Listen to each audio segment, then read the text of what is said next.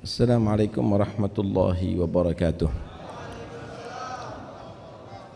Bismillah walhamdulillah wassalatu wassalamu ala rasulillah Sayyidina Maulana Muhammad bin Abdullah wa ala alihi wa sahbihi wa man walah wa la hawla wa la quwwata illa billah, amma ba'd.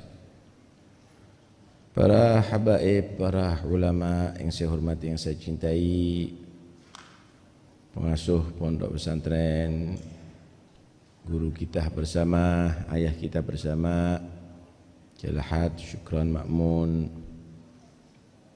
Habib Ali bin Abdurrahman Al-Habsyi yang kami hormati, segenap jajaran pengurus NU DKI yang saya hormati, pejabat pemerintah baik yang sipil, Polri, TNI yang kami hormati pula, hadirin yang dirahmati Allah Subhanahu wa taala. Cukup jelas apa yang diterangkan oleh Kiai Syukran Ma'mun, bagaimana pentingnya untuk kerjasama antara komponen umat ini. Dikatakan rijalul alam arba'atun, fabi salahihim salahul alam wa bi fasadihim fasadul alam. Orang-orang yang menjadi penyebab bagusnya negeri, daerah, bahkan dunia itu adalah 4. Baik dan rusaknya satu daerah karena 4 ini. Yang pertama yaitu al-abidus salih an-nasik, seorang yang dikenal sebagai ahli ibadah, yang dia tadi itu soleh, ngikuti ajaran agama. Kalau bahasa sekarang mungkin syekhut thariqah. Dia orang yang sangat berpengaruh, yang dijadikan muqtada bih oleh masyarakat, panutan, mustasyar. Mereka dijadikan tempat musyawarah oleh masyarakat. Bahkan orang-orang yang demikian ini bisa dijadikan al-hakim fima tasyajara bainahum, menjadi hakim yang menentukan di antara polemik yang mereka hadapi. Suami istri bisa didamaikan, antara orang yang bekerja bisa diakurkan. Kenapa? Karena dia sudah dijadikan syekh, guru besar. Guru besar. Ini yang pertama. Yang kedua yaitu al-alim al-amil al-qaim bil amri bil ma'ruf wan nahyi 'anil munkar. Orang yang paling berpengaruh untuk sholahul alam yaitu orang yang amil, orang yang alim, yang mengamalkan ilmunya. Yang dia tadi itu menegakkan amar ma'ruf nahi munkar dengan tegas, tanpa ada tendensi yang lainnya. Bukan ingin menjatuhkan, bukan ingin mencoreng, bukan ingin dia tadi itu memojokkan, tapi menerangkan yang hak, membela yang hak. Yang ketiga, al-imamul adil, imam yang adil, pemimpin yang adil,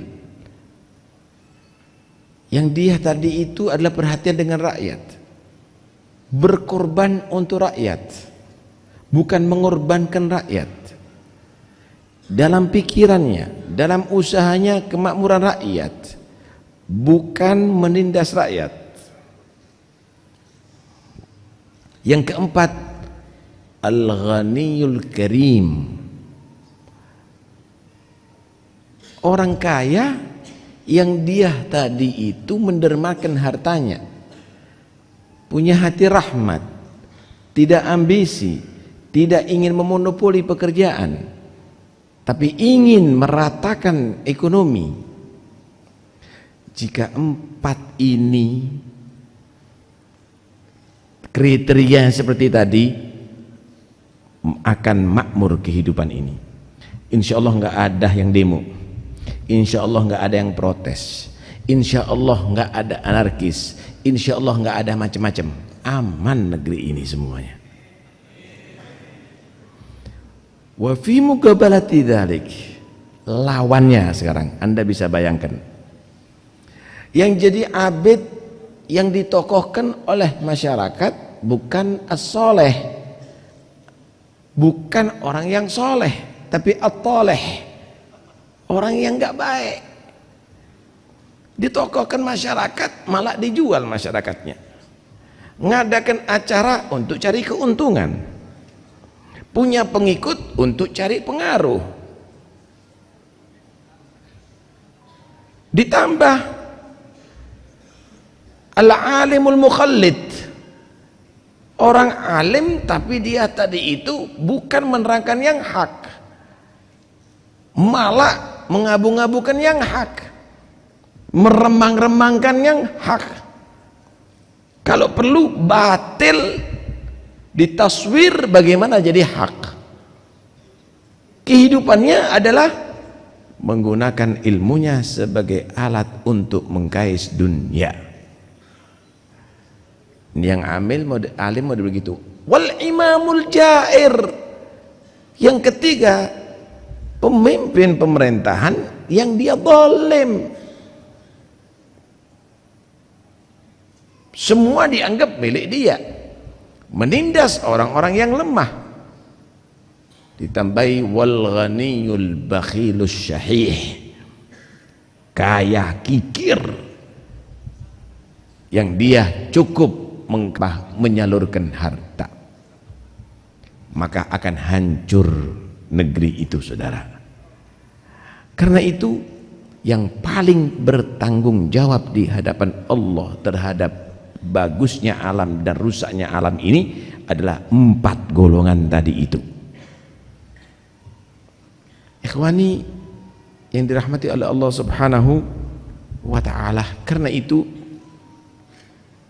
jangan kita berharap akan ada rahmat turun semenjak kita tidak memancing itu rahmat. Ta'arrud li nafahatillah, li rahmatillah. Jangan kita menjadi orang yang bodoh, jangan menjadi orang yang dungu, berharap panen tapi tidak mau mengerjakan sawah,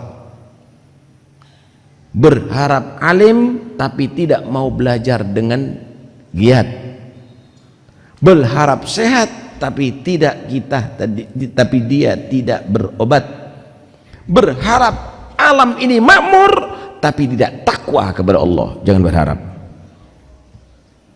jangan berharap.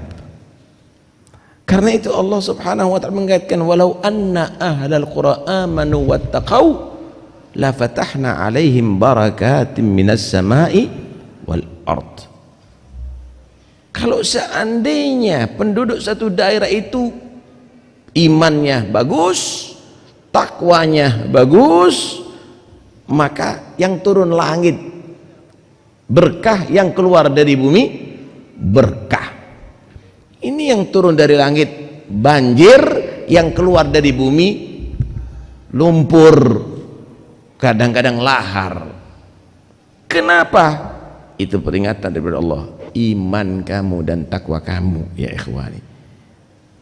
Jangan mengandalkan ilmu tanpa dengan hati ya ikhwani.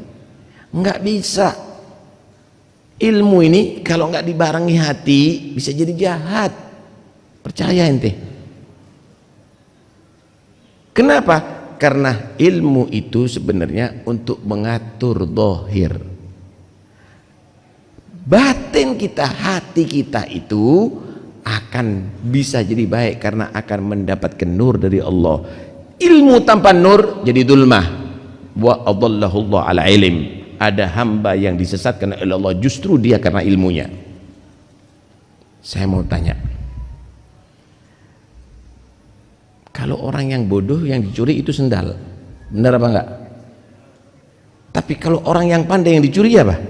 Triliunan, saudara. Koruptor-koruptor itu bukan orang yang bodoh, mereka adalah orang-orang yang pandai. Apakah pandai itu bisa membuat kemakmuran? Tidak cukup.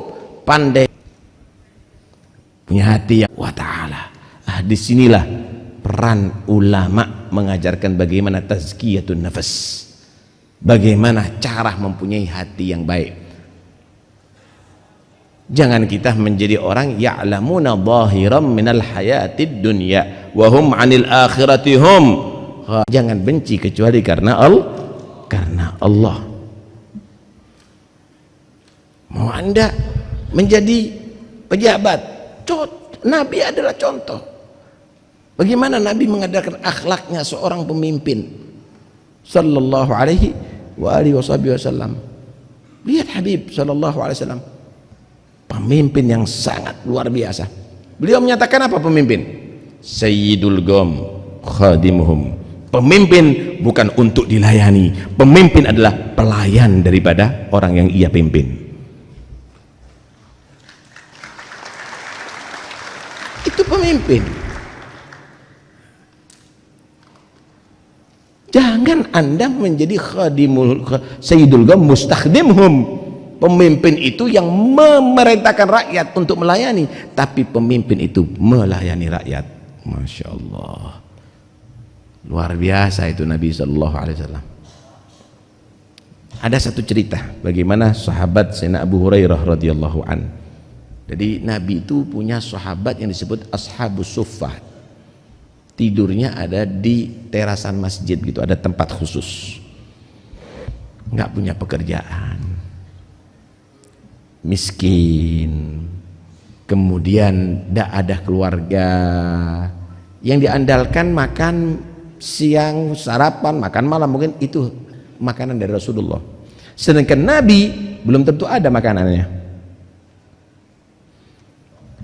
Ini sampai 2 hari belum makan ya Abu Hurairah. Tapi itulah jiwa sahabat, nggak pernah minta, nggak pernah minta para sahabat. Dia bertahan lapar daripada minta. Tapi 2 hari. Satu saat Abu Hurairah berpikir, nih kalau diteruskan bahaya ini kita. Keluar dah dari masjid. Mau ikhtiar, nggak bisa bekerja, ada pekerjaan, nggak bisa bekerja beliau. Ikhtiarnya apa? Barangkali disapa sama orang, ditanya, gimana keadaan kamu? Jujurlah, kita ngomong saya lapar. Tapi kalau saya mulai minta makan, nggak mau. Jalan, ketemu Sayyidina Abu Bakar, kasih salam sama Abu Hurairah. Sayyidina Abu Bakarnya lagi sibuk. Waalaikumsalam. Jalan, nggak ditanya sama Abu Bakar. Ketemu Sayyidina Umar begitu juga. Wah, nggak ditanya nih sama Sayyidina Umar. Ketemu Nabi Sallallahu Alaihi Wasallam, baru ditanya, Abu Hurairah gimana keadaannya? Lapar ya Rasulullah. Berapa hari Abu Hurairah? 2 hari ya Rasulullah. Aku 3 hari ya Abu Hurairah. Masya Allah. Diajak, ayo ke rumah, barangkali ada rezeki. Rumahnya Nabi berdekatan, langsung sambung dengan masjidnya Nabi, Masjid Nabawi. Tanya, ya Aisyah, ada rezeki? Ada ya Rasulullah. Orang tadi ngirimkan satu wadah untuk, ada qadah itu inaun yush. Semua ya Rasulullah, semua. Wah, gagal kenyang nih kata Abu Hurairah. Gagal kenyang nih. Panggil semuanya. Nabi yang manggil, ayo kita makan, kita ada susu. Datang semuanya dijejer. Abu Hurairah dipanggil, nih taklim. Abu Hurairah, coba kamu gilir mereka minum. Wahai Abu Hurairah, aku dulu ya Rasulullah. Iya, minum kamu. Diminum sambil malu-malu Abu Hurairah. Mau diserahkan sama Nabi. Minum lagi Abu Hurairah. Minum lagi ya Rasulullah. Iya, serius Abu Hurairah minumnya. Minum betul. Minum lagi kata Rasulullah. Oh, masih ada ruang. Minum lagi Abu Hurairah. minum lagi, nggak penuh, penuh ya Rasulullah, nggak mampu sudah, nggak muat sudah, semuanya sudah makan, iya, baru Nabi minum. Sayyidul gum akhiruhum syurban, pemimpin itu sagil gom akhirum syurban, yang bagi air jangan pertama minum tapi terakhir menikmati. Begitulah sosok pemimpin, terakhir menikmati, bukan awal. Ini baru dilantik, Masya Allah, ada mobil barunya, ada ini rakyatnya mancal nih, Masya Allah. Tuh lihat bagaimana sosok Muhammad Rasulullah SAW. Ini pemimpin yang satu. Pemimpin yang satu ini pernah berdoa kepada Allah, pernah berdoa, dan doanya ini mungkin kita nggak mungkin akan ikuti, karena ini tunggu orang yang sempurna imannya. Doanya Nabi begini, Allahumma ahyini miskinan wa amitni miskinan wahsyurni fi zumratil masakin. Ya Allah, hidupkan aku miskin, matikan aku miskin, nanti di hari kiamat kumpulkan bersama orang-orang yang miskin. Silakan Anda baca istiqomah setiap hari. Kira-kira ada nggak pemimpin yang minta miskin? Ada kira-kira? Kalau pemimpin itu adalah siap miskin, rakyatnya insya Allah akan kaya. Tapi kalau pemimpin itu yang dicari adalah kekayaan, rakyatnya miskin, saudara.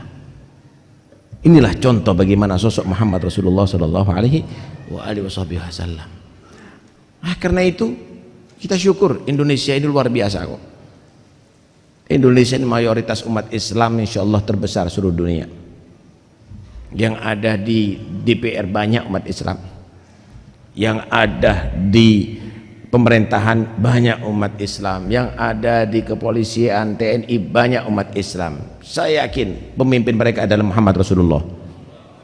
Ayo kita kembali lagi mengikuti jejak akhlaknya Nabi Muhammad SAW. Begitu juga para ulama, tokoh masyarakat, ikuti Nabi Muhammad SAW. Jangan kita menjadi orang yang berburu akhlak ya ikhwani, karena sesungguhnya Islam itu indah. Islam itu adalah indah.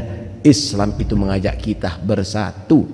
Nih, saya mau tanya, ini kalau ulamanya, kiainya, habaibnya, polrinya, TNI-nya bisa bersatu di masjid untuk sholat berjamaah, bisa bersatu untuk sholat Jum'ah, bisa bersatu untuk haji dan umrah, untuk tawaf, untuk sa'i, untuk yang lainnya. Bawa terus bersatu di dalam bagaimana menjadi orang manfaat kepada masyarakat. Bawa dengan Islam Anda bisa menjadi orang manfaat. Anda bisa bersatu. Anda tidak bisa dipecah belah. Ada di sini karena kepentingan duniawi yang akan membuat kita terpecah belah ya ikhwani, karena ambisi kedudukan yang akan membuat kita terpecah belah. Karena itu kumpulnya kita halal bihalal ada di sini, semua komponen ada di sini.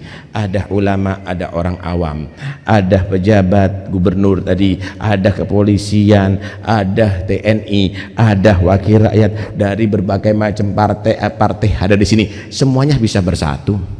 Semuanya bisa bersatu. Bawa ini setiap saatnya persatuan ini, dan jangan menjadi wala tatafarraqu. Jangan menjadi orang yang kita berpecah belah.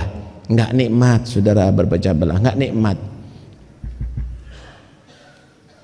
Damai itu adalah satu kenikmatan. Jangan Anda robah-robah. Jangan Anda robah-robah. Damai itu kenikmatan. Apa yang dirasakan yang ada di Palestina, yang ada di Ukraina sekarang semuanya. Apa yang dirasakan, ibadahnya bagaimana mereka? Ada di Masjidil Aqsa diusir-usir ya ikhwani. Bagaimana yang ada di Yaman juga demikian. Karena itu negeri ini yang damai ini jangan dikotori. Saya tidak mengatakan bahwa ini adalah ulah rakyat. Ini yang masyarakat ini adalah mereka mengikuti yang ada di atas. Karena itu 4 golongan tadi itu paling bertanggung jawab untuk kerusakan negeri ini atau kemakmuran negeri ini. Mudah-mudahan insyaallah 4 golongan tadi itu akan menjadi orang-orang pilihan, dan insyaallah mereka akan menjadi orang-orang yang bisa membuat negeri ini aman, sentosa, dan mudah-mudahan Allah jauhkan negeri ini daripada segala bala dunia maupun agama, dan mudah-mudahan mereka semuanya dijadikan orang-orang yang sulaha atqiya, amin ya rabbal alamin. Wa sallallahu ala sayyidina Muhammad wa alihi wasallam. Alhamdulillah rabbil alamin. Wassalamualaikum warahmatullahi wabarakatuh.